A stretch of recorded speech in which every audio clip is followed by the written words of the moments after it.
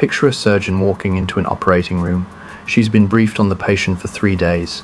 She knows the history, the risk factors, the complications from the last procedure, the medications that will interact badly, and the one anatomical anomaly that changes the entire approach.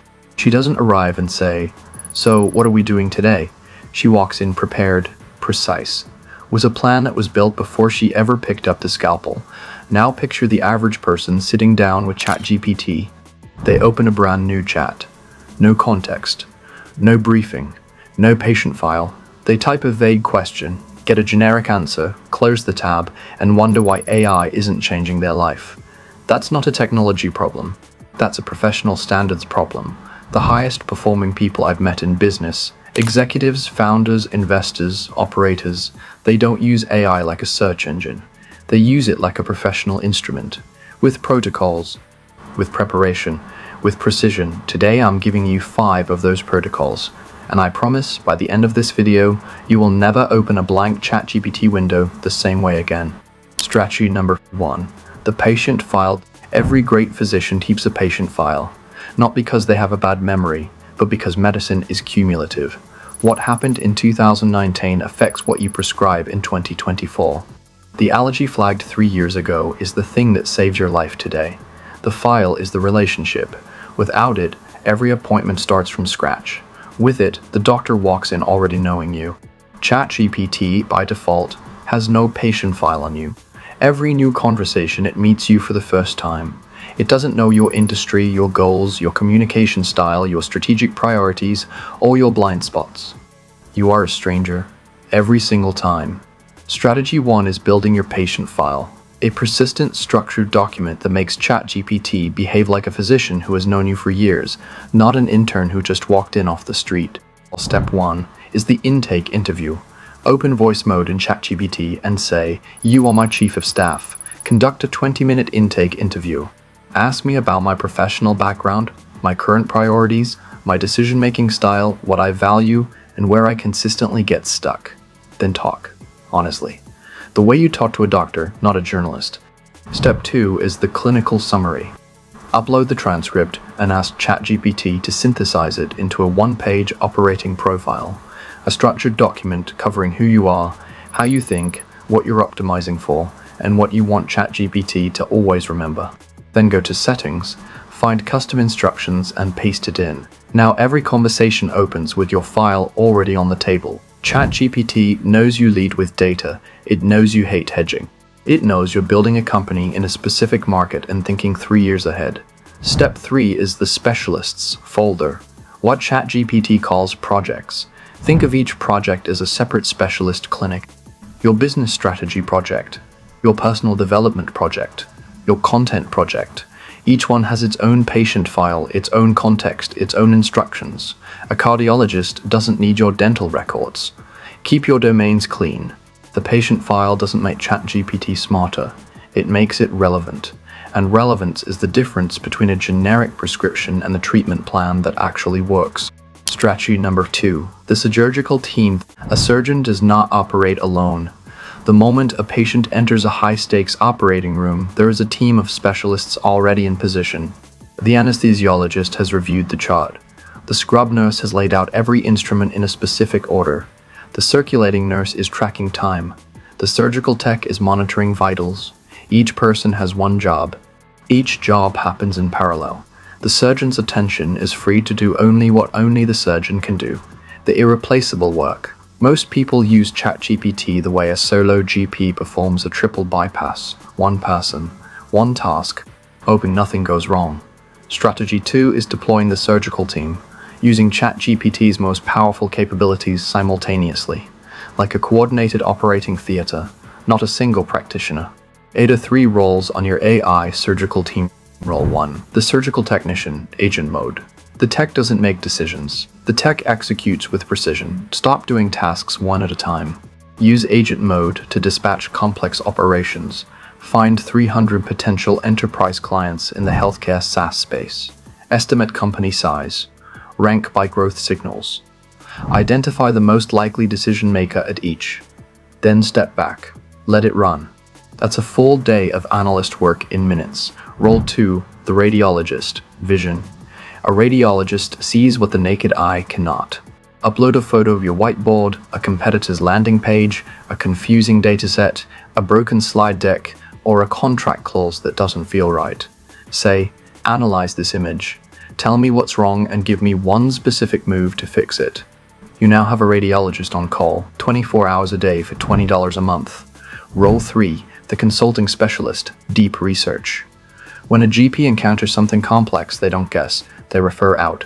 ChatGPT's deep research function is your specialist referral, capable of synthesizing hundreds of pages of technical material in the time it takes you to drink a coffee. A CTO I know recently uploaded 6 50-page technical presentations from a major IT firm and had a complete synthesis by that afternoon. That used to take a team of analysts 2 weeks. The surgical team doesn't make you less relevant. It makes your attention more valuable. Because in the age of AI, you're not billing for effort anymore. You're billing for judgment. Strategy number 3, the peer review. Before any serious medical research gets published, it goes through peer review. Not a friend who reads it and says, "This looks great." A qualified expert, usually anonymous, whose entire job is to find what's wrong, to question the methodology, to identify the gap between what the data shows and what the researcher claims it shows. To be professionally and deliberately difficult. The system exists because of one well-documented fact. Researchers cannot objectively evaluate their own work, not because they're dishonest, but because they're too close to it. The investment of authorship distorts perception. Psychologists call this the IKEA effect. We overvalue what we build ourselves in direct proportion to how hard we worked on it. The smarter you are, the worse this gets. High performers are extraordinarily good at finding flaws in other people's thinking and almost completely blind to the same flaws in their own. Strategy 3 is running a peer review. You deliberately use ChatGPT to stress test your thinking before it meets the real world. 3 peer review techniques. Technique 1. The methodology challenge. Don't ask ChatGPT, "What do you think of my plan?" That's asking your co-author to review your paper. They'll find reasons to praise it. Instead, say, "Audit this strategy using first principles. Identify every assumption I'm making that isn't proven." Then rank them by how badly the plan fails if each assumption is wrong. That's a peer review, not a pat on the back. Technique 2. The adversarial simulation. Before a high-stakes presentation, a fundraise, a board meeting, a major pitch, tell ChatGPT, simulate a rigorous review panel. One member is a skeptical CFO. One is a risk-averse board director. One is a competitor who knows our weaknesses. Let them each challenge this proposal. I want the hardest version of this conversation before I have the real one. You're doing surgical rehearsal before the actual procedure. Technique 3. The blind spot audit. Feed it your full strategy and ask one direct question. Based on everything you know about how I think, what am I not seeing? Where is my reasoning most likely to fail? This is the question your team won't ask. Your investors might, but only after you've already committed. Peer review doesn't mean you're wrong. It means you're professional enough to find out before it costs you. Strategy number 4, the medical school method. There is a method used in elite medical training called the Socratic clinical method. The attending physician doesn't lecture. They stand at the bedside and ask, "What do you see? What does it mean? What would you do next, and why?" The student must reason out loud, in real time, in front of colleagues. They cannot hide behind notes. They cannot copy the textbook. They have to own the knowledge, or the gap becomes immediately visible. The method is brutal. It's also the reason physicians trained this way are categorically better than those who only studied slides. The distinction is between fluency and foundation. Fluency is knowing the right words. Foundation is knowing why those words are true and what breaks when they aren't. Most people use ChatGPT to acquire fluency. They ask it to explain something, copy the answer, and repeat it in meetings. They become very convincing, right up until someone asks a follow-up question. Strategy 4 is using ChatGPT as the attending physician, not the textbook. The medical school method. 3. Clinical learning techniques. Technique 1. The differential diagnosis approach. When learning something new, don't ask ChatGPT to explain it. Ask it to present the concept as a diagnostic puzzle. Tell it, "Explain machine learning to me using a clinical diagnosis analogy. where the algorithm is the physician, the data is the patient's symptoms, and the output is the diagnosis. When you learn through analogy, you're not memorizing. You're wiring new concepts onto existing ones. The retention is completely different. Technique 2, the rounds method. Ask ChatGPT to teach you the same concept at 3 levels of clinical training. Level 1, explain this like I'm a first-year medical student. Give me the simplest model that's still true. Level 2, explain it like I'm a resident. Add the complexity, the exceptions, the clinical judgment. Level 3, explain it like I'm a fellow specializing in this. Give me the nuance that separates adequate from expert. When you run through all 3 in sequence, you feel the concept build, not memorized, understood. Technique 3, the teaching round.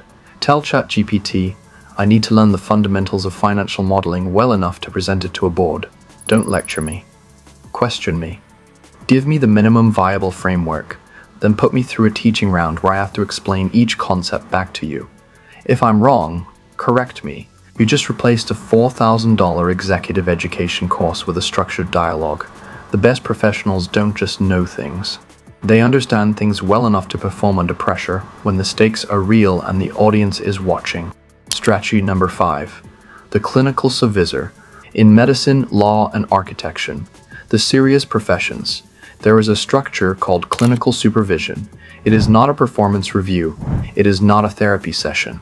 It is a structured, confidential space where a professional can bring the full weight of a difficult case, a hard decision, or a moment of self-doubt, and think through it out loud with someone who has no agenda except clarity. The supervisor doesn't tell you what to do. They ask the questions that help you hear yourself more clearly. What are you actually afraid of here? What does this decision say about your values? What would you tell a colleague in this situation? The best executives I've known have clinical supervisors. Most people call them mentors. Some call them coaches. The function is the same, a structured mirror for high-stakes thinking. But here's the reality. Your coach is not available at 11 p.m. when you can't sleep over a decision. Your mentor is not picking up the phone the night before a board meeting. And sometimes the most important thinking happens in the gap between when the pressure hits and when the support arrives. Strategy 5 is using ChatGPT as your clinical supervisor. Not to give you answers, but to help you think with more clarity under pressure. The 3 supervisory modes. Mode 1, the case debrief. When you're overwhelmed, and you will be open voice mode and say, I need to debrief a difficult situation. I'm going to describe everything on my mind. Don't give me solutions yet, just listen. When I'm done, organize what I've said into 3 categories. What I can act on immediately, what I need to delegate, and what is noise I should stop carrying. Then talk. Unfiltered. The act of externalizing a tangled mind is itself a clinical intervention. Mode 2, the reframing consult. When something goes wrong, a deal falls through, a team member quits, a strategy fails, bring it to supervision. Say, I've just experienced a significant professional setback. I want to reframe the situation rigorously, not to feel better, but to extract the real lesson and identify the real opportunity. Challenge my interpretation. Don't let me be a victim, and don't let me dismiss it either. A good clinical supervisor holds you accountable to your own intelligence. Mode 3, the pre-decision review. Before any major move, a resignation, an acquisition, a significant pivot, conduct a formal pre-decision review. Tell ChatGPT, I am about to make the following decision. Here is my full reasoning. I want you to act as 3 different supervisors. One focused on risk and downside, one focused on long-term strategic alignment, and one focused on what this decision reveals about my values. Let them each question my reasoning. You're not outsourcing the decision. You're professionalizing the process by which you make it. I want to be clear about something. ChatGPT is not your therapist, your coach, or your friend. Don't mistake the clarity it creates for wisdom it actually has. The value is in the process of articulation, in the act of making your thinking visible so you can evaluate it properly. That's what clinical supervision has always been. A structured mirror. Nothing more and nothing less. The real standard of practice. Let me bring this back to where we started. The surgeon who walks into the operating room prepared. The physician who keeps a complete patient file. The researcher who submits to peer review. The medical student who earns understanding rather than memorizing it. The senior professional who uses supervision not as weakness, but as discipline. These aren't just good habits. They are the standard of practice in every serious profession. And right now, the standard of practice for AI is almost non-existent. Most people are winging it, opening blank chat windows, asking vague questions, getting generic answers, wondering why nothing changes. The 5 strategies I've shared today are that standard of practice. The patient file, so context is never lost. The surgical team, so you operate at scale. The peer review, so your thinking survives contact with reality.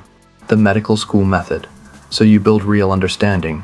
The clinical supervisor, so you think clearly under pressure. But I want to leave you with something that sits underneath all of this. Every profession I've referenced, medicine, law, architecture, research, has one thing in common. The tools change. The protocols evolve. What doesn't change is the standard to which the professional holds themselves. A surgeon with a brilliant new scalpel is still judged by the outcome for the patient. A lawyer with AI-powered research tools is still judged by the quality of their argument. An architect with generative design software is still judged by whether the building stands and whether the people inside it flourish. AI will raise the floor for everyone. The average will become very competent very quickly. What will matter, what will always matter, is the standard you hold yourself to above that floor. The judgment you bring that no prompt can manufacture. The integrity that makes your decisions trustworthy. The human perception that knows what the data cannot tell you. Every great profession discovered this eventually. The best tool in the room is still the professional holding it. If this gave you something useful, a framework, a question, a shift in perspective, share it with one person in your field who's serious about doing their best work. I'll see you in the next one.